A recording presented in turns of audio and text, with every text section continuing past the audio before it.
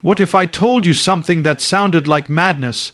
What if I said Iran's capital wasn't really Tehran, but Doha? You'd say, that's impossible.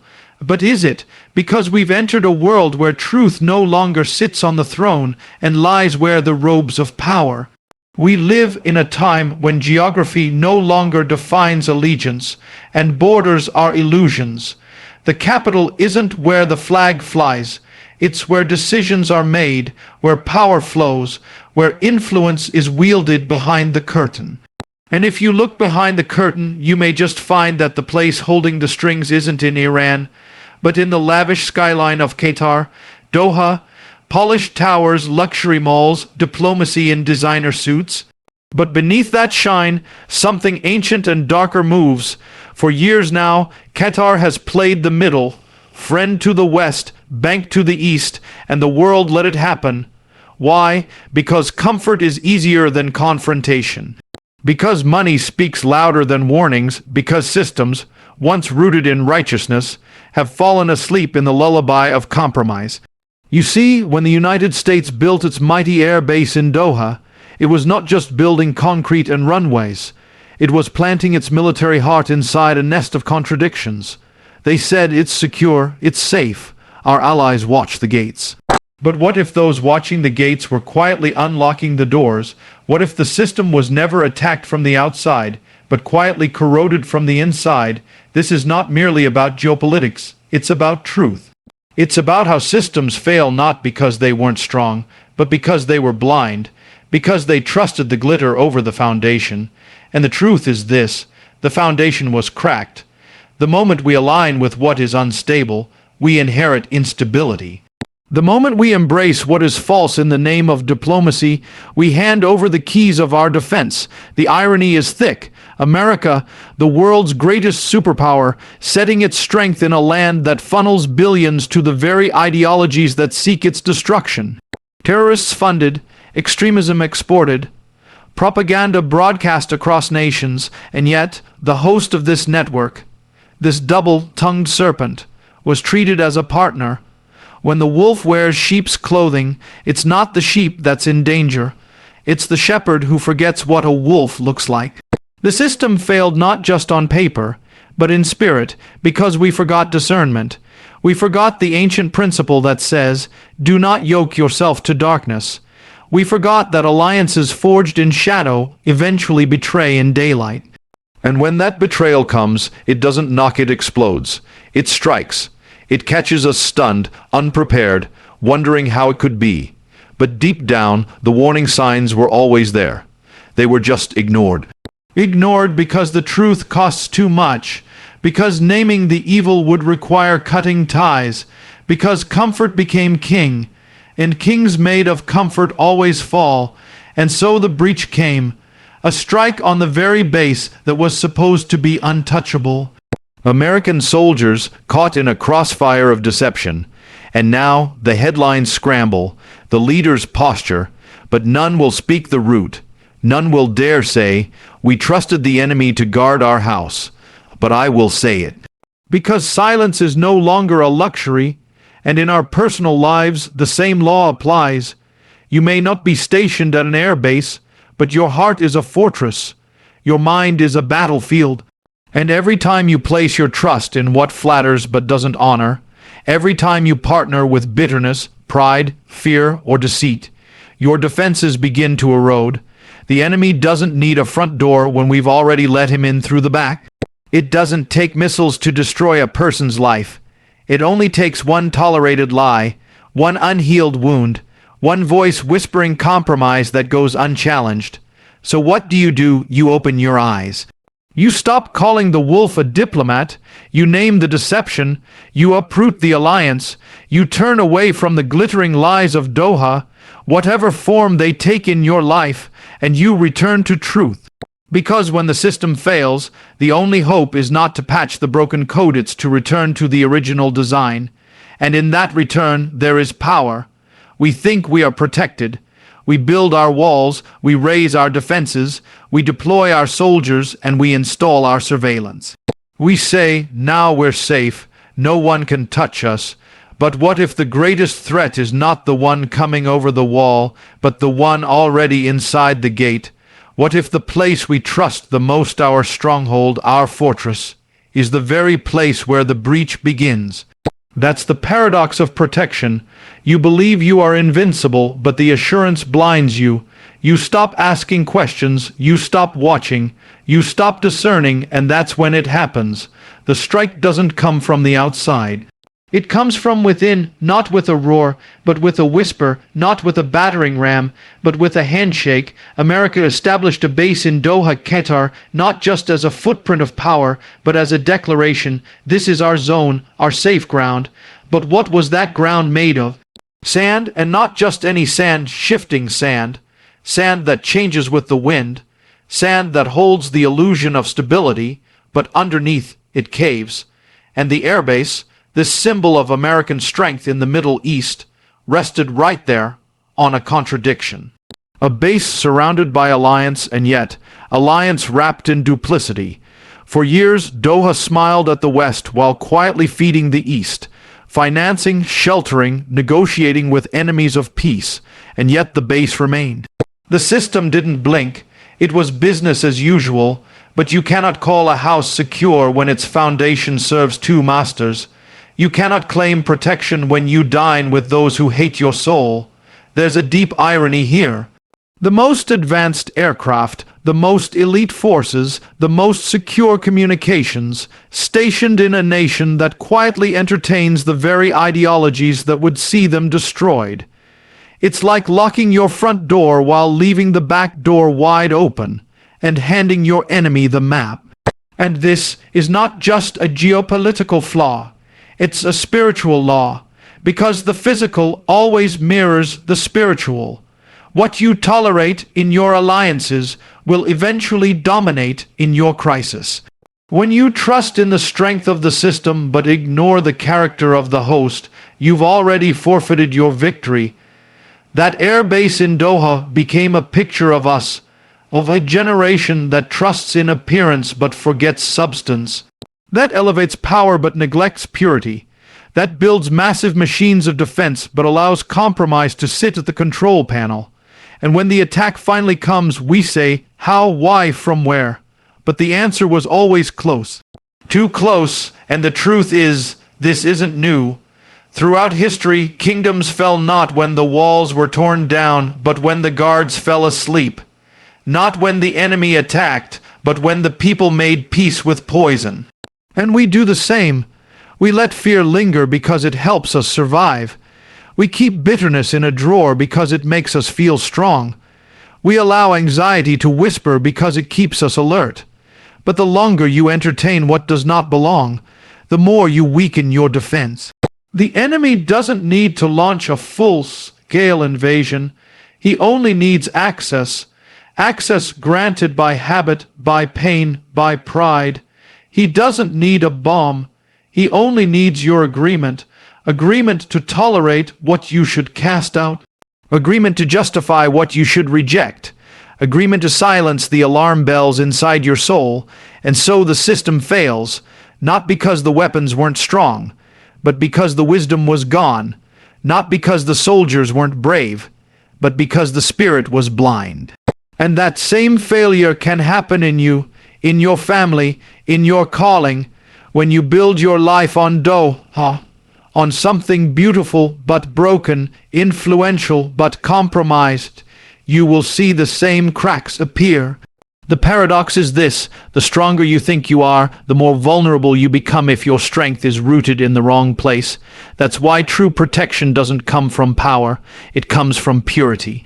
It doesn't come from trusting in systems, alliances, or appearances, but in truth, in righteousness, in discernment. It comes from waking up, naming the danger, and making no peace with what seeks your fall. Because if the enemy is within the gates, it's no longer a question of if there will be an attack, but when. The greatest battlefield you will ever face is not out there.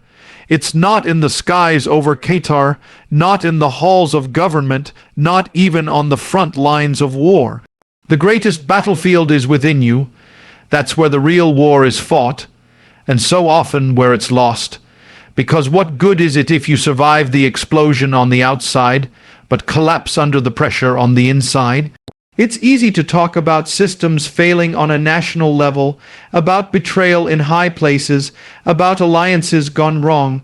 But if we're going to talk about systems, then we have to deal with the system inside each of us, the architecture of our heart, our thoughts, our emotions.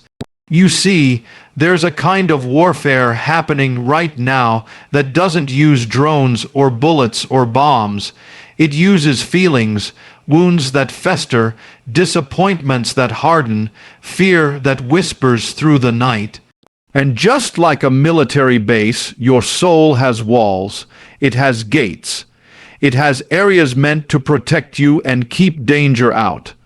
But what happens when you allow the wrong things inside those gates? What happens when anger is allowed to camp out in your thoughts? When fear is given permanent residence in your chest? When hopelessness is allowed to sit at your table and speak into your decisions? You don't need a foreign enemy to destroy your peace. You only need the unresolved pain already living in your heart. And that's the lie of the age, that you can carry bitterness and still be whole, that you can walk with envy and still have peace, that you can feed resentment and still expect love to flourish. You can't. It doesn't work that way. The system will fail, and when it does, it won't be because someone attacked you. It will be because you gave the enemy your permission. This is how the enemy operates. He doesn't show up with a sword. He shows up with a thought, a suggestion, a whisper. He says, you were wronged, you were overlooked, you're not enough, you'll never be free, you'll never be loved. And those aren't just passing thoughts. If you let them in, they begin building, constructing strongholds in the very place that should be a temple. And when the battle comes, you're already outnumbered from within. We speak so much about guarding our nations, our borders, our freedoms, and we should. But if you're not guarding your heart, everything else will eventually fall, because from the heart flow the issues of life. And if those waters are poisoned, every decision, every relationship, every word you speak is affected. But here's the truth, you don't have to live that way. You don't have to carry the baggage of what they said or what they didn't say. You don't have to be chained to the memory of what happened to you. You can be free. You were meant to be free. But to be free, you have to first recognize what you've allowed in. You have to admit when the enemy's already within your walls.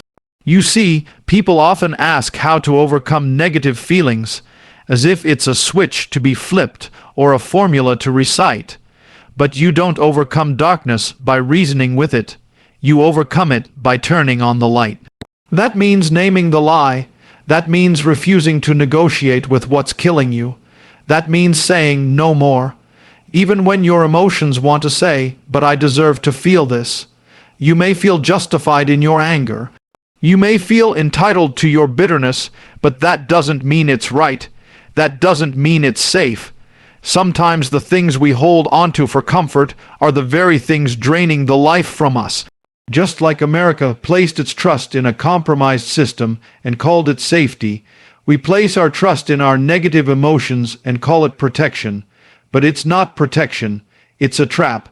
There comes a time when you have to uproot the false alliances within yourself. When you have to stop hosting what's been haunting you, when you stop feeding the very voices that are tearing you down, you are not a prisoner, you are not a victim of your emotions. You are a gatekeeper, a watchman, a soldier, and your battle is not just to endure, but to overcome. You overcome by truth. You overcome by choosing forgiveness when revenge would be easier, by choosing faith when fear feels louder, by lifting your head when everything inside wants to stay bowed down. You overcome when you refuse to let your wounds define your worth, when you choose to rise, not because it's easy, but because it's right, because the enemy within only has power when you agree with him. There's a blueprint for victory, but it's not the one the world shows you. The world teaches you to fight with force, to win through domination, to silence every threat and control every outcome. But real victory, lasting victory, doesn't come through power. It comes through something deeper, something the world doesn't understand, and something the enemy fears: truth, humility, and the Spirit. When a system fails, when the base is breached, when the trusted ally turns, when the inside collapses, you can't just fix it by reinforcing what already broke. You don't win by building higher walls if the foundation underneath is still cracked. You don't get healed by adding layers to a wound you've never cleaned. No, you have to go back to the blueprint. You have to return to the beginning. You have to rebuild, not just the outer walls, but the core. This is the deception of the age, that you can conquer negative feelings by ignoring them, covering them up, or pushing harder through them. But you can't defeat what you won't confront. You can't replace fear by pretending it's not there. You have to expose it. You have to drag it out of the shadows and bring it into the light, and that light is truth. There's a war in your soul, and every emotion, every feeling of despair, anger, shame, and anxiety is like a signal flare going off, telling you that something inside has come out of alignment. It's not something to be ashamed of. It's not weakness. It's a warning. It's the system flashing red, saying, you've strayed from the design, because the design wasn't meant for you to live in bondage to your feelings. The design was for you to walk in freedom, in peace, in power, not the kind that overpowers others, but the kind that sets others free. Victory starts with humility. It's not the word you hear in military briefings, but it's the foundation of every real triumph. Because pride builds false strength. Pride tells you that you're fine when you're bleeding. It tells you to keep walking with broken bones and call it bravery. But humility says, I'm not okay, and that's okay, because I don't have to stay here. Humility opens the door to healing. It invites truth to come in and rebuild what pride kept hidden, but it doesn't stop there.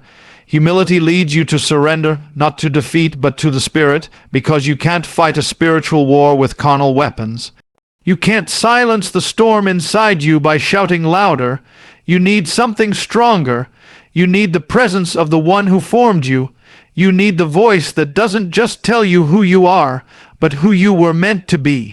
Because only the Spirit can speak to the root. Only the Spirit can cut through the noise of your fears and speak peace into your storm. And this is where so many fall, because they try to change the fruit without changing the root. They try to deal with depression by changing circumstances.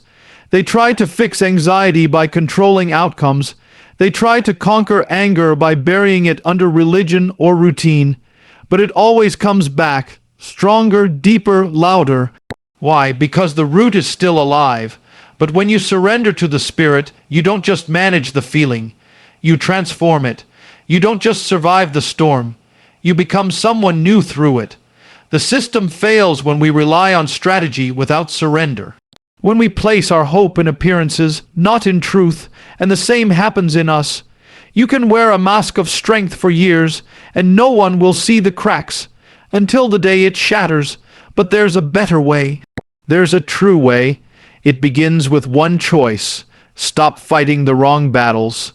Stop aiming your strength at the outside world while you're crumbling on the inside. Start rebuilding from the inside out. Start choosing truth, even when it hurts. Start walking in humility, even when it costs. Start depending on the Spirit, even when you don't understand. That's how you overcome, not with more effort, not with harder punches, but by changing the battlefield. You shift the war from the outer conflict to the inner commitment.